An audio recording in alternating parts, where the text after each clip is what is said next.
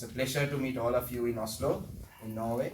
I visited Switzerland last week. I'm here for a program called, I was here for a program called Dealing with the Past that was arranged by the Switzerland government. And since Norway is so close by to Switzerland, I have come to Norway from Switzerland. In Sri Lanka right now, you know, we are facing a serious economic crisis, which has led to a political crisis. And the way out for this is investment, is aid, foreign aid. But however, the root cause for this has been the Tamil national ethnic question, that the diversity of the Sri Lankan people has been used as a tool to divide the Sri Lankans, and has been used as a tool for political mileage in Sri Lanka. However, the time has come right now that we address this issue. So I'd like to urge the Honorable Prime Minister and President Gotabaya Rajapaksa, first of all, we want you to go home. But you're adamant that you don't want to go home. You're adamant to stay in power. You're so power hungry that you don't want to let go of power. At least, while being in power, if you want to take Sri Lanka out of this crisis, the only possible way to address this is work with the Tamils. You're shamelessly borrowing money from countries. You're shamelessly borrowing money from people who are not Sri Lankans. Why can't you work with Sri Lankans who are in the diaspora? Why can't you work with the Sri Lankans who are brethren who live apart, who live far away from Sri Lanka? The Tamil diaspora is ready to support Sri Lanka.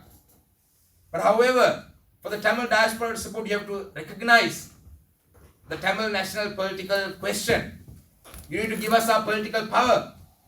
Once you give us our political power, because the reason for that is that these people who live here in this room were chased away at different junctures in the country. From 1948, when the British gave independence to Sri Lanka, it was only the majority community that got independence. The Tamil people haven't gotten independence yet. We live under a centralized authoritarian governance.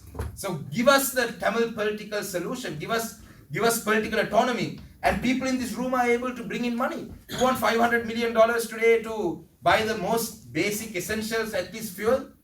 Right now, I think even though the people who are here may not be the ones who are going to give the money, they have the contacts, they have the resources. The 1.3 million people, Tamil people living out of Sri Lanka.